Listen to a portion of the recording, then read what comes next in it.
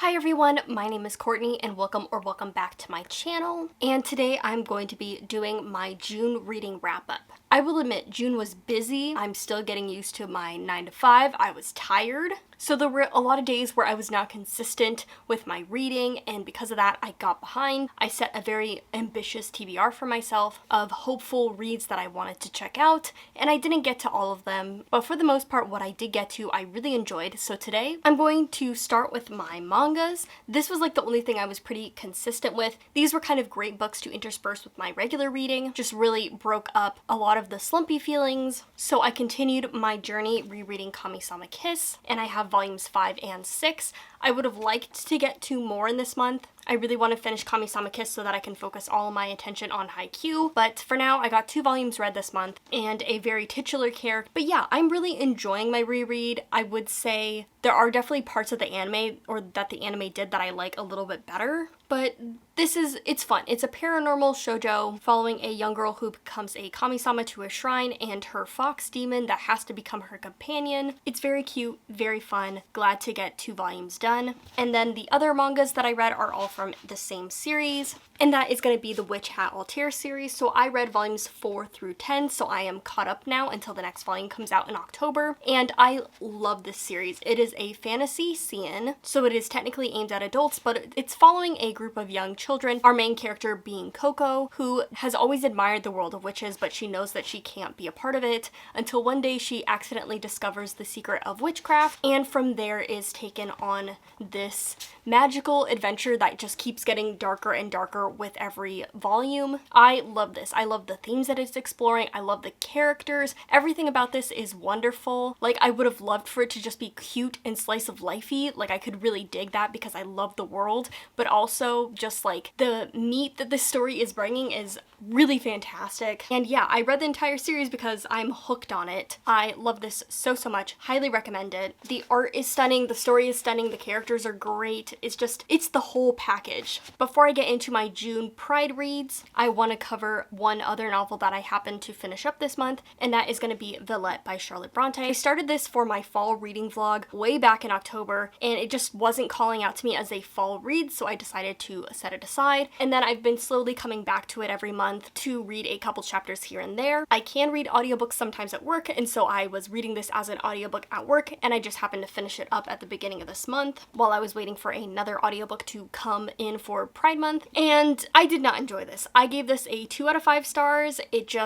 I love classics, and I just did not enjoy this at all. I hated the characters, I hated the narration, I did not enjoy the writing. It just didn't do anything for me. Maybe this would be interesting to discuss in a class, but honestly, I feel like Jane Eyre has a lot more meat to it, especially because of like the historical context of like how Jane Eyre has kind of been picked up by feminist movements in sometimes problematic ways. Like, I feel like there's just a lot more meat and context and historical stuff to deal with Jane Eyre, whereas this is like, 1, not enjoyable, and 2, like, I guess you could talk about the xenophobia that Lucy Snow has for French people, but like, that's kind of it. Yeah, so I hated this. I hated it so much. I did not enjoy this. One of my least favorite classic novels I think I've ever read.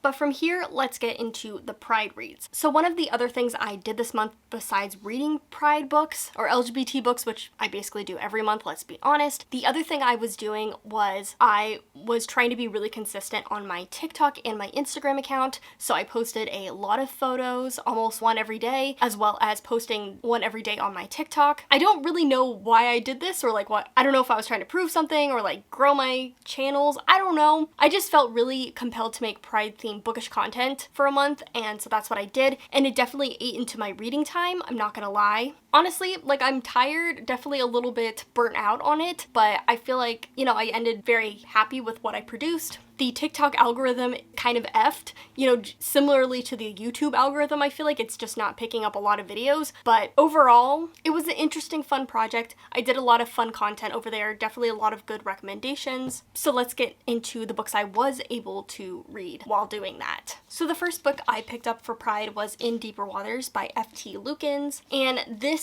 is a fantasy novel featuring a prince and a mysterious young man that they find on a shipwreck shipwreck, who may or may not be a mermaid. And I did a whole review for this on TikTok, and I think I might upload it here as a YouTube short. I know, YouTube short, but I'm thinking I might send over some of my TikTok reviews onto here. So this was fine. You know, it was very middle of the road for me. 3 out of 5 stars, 2.7 out of 5 stars, just kind of mediocre, not bad, not great. I think my main problem that I had with it is that it's very short, and so there's just not a lot of time to grow this world building, to grow this magic system, to grow these characters. But like, all the right pieces were here. The characters had some emotional baggage that they had to work through. They had this cute budding relationship. There were political things going on. It was a fun adventure fantasy romp, but in the end, it just didn't have like a ton of substance, and I feel like if it was longer, if we started a little bit farther in the past, we could have really had a very powerful novel. Not that this wasn't powerful, but it was just definitely more of like a good time than what I like in a fantasy, which is a little bit more fleshed out, in-depth, character-focused kind of story. So I would recommend this. It was a cute, fun time. It had all the right beats, all the right elements, just not enough oomph for me personally. The next book I have is Darius the Great Deserves Better by Adib Khorram, and this is the second and concluding novel in the Darius the Great series, which is basically just a duology. The first book, we are following Darius as he goes to Iran for the first time to see his family, and this is kind of the aftermath of that story. Basically a slice of life adventure of Darius in high school, dealing with bullies, dealing with crushes, dealing with a new boyfriend, still dealing with his family and depression. And I like this author's writing. I like how he tells his stories. I like this slice of life, kind of just follow a character along. I do like the first novel a little bit better than this. I gave the first novel 4 stars, and I believe I gave this like 3.5 stars. Mostly, I just was a little uncomfy with some of the sexual discussions, like, you know, teenagers. It's natural. They're thinking about things. They're doing things. And other teens should be able to read that material, and, you know, and I feel like it was done respectfully. It was done with good intentions, but like, there were definitely like scenes that were just like really uncomfortable, as important as they were. I was just like, I feel a little weird reading this, you know? But again, like, I'm not the target audience for this anymore, so this is perfect discussions for that age group. And I liked this, just not quite as much as the first one, but still a great concluding novel. It did a lot of great stuff, and I really like Adib Khorram's story style. I like his writing style, and I want to read more of his novels because, again, I feel like he's doing really good work. And then the next novel I read was Sawkill Girls by Claire Legrand, which is a YA horror novel, and I really liked this. There were definitely moments that were slow. I feel like the beginning started a little bit too quickly with the horror. I would have liked a more gradual introduction. I would have liked the world fleshed out for our characters to get settled in it. But overall, this was really excellent. The discussions that were had in here, the character work, the messiness, just this novel was really good. The writing was really, really good. It's basically a body horror novel following 3 young girls on this small island. We got Val, who is the popular girl, who basically can do no wrong, runs the school, her family runs the island, but her family also has a dark secret, and she is connected to the monsters that are slowly taking girls away on this island. And then we also have Zoe, who is the police chief's daughter, who is kind of an outsider on this island. She's black, she's asexual, she doesn't quite fit in, but she is not going to stand down. And then our third character and possibly main character is Marion, who is the new girl on the island, who is just getting over the grief of her father, and then her sister is getting involved with the mystery of the island. And she's been trying to hold her family together, but it is slowly falling apart. Again, this is coming of age, it's horror, it's grotesque, but it's also beautifully written. It just did so many things I like. And again, it wasn't like perfect. There were things that I would have liked to have, but overall, this was so good. I can't stop thinking about it. I want to reread it physically this time. But yeah, I loved everything about this. I love the commentary. This is a book I've been wanting to read for a very long time. It's been on my TBR for so long. I'm glad that I finally got to it. It was everything that I was kind of looking for and hoping for this kind of novel. So so great. And yeah, I'm gonna definitely check out Claire Legrand's other works because I'm very invested in her writing and her stories. And then the final novel that I read for this month was Astrid Parker Doesn't Fail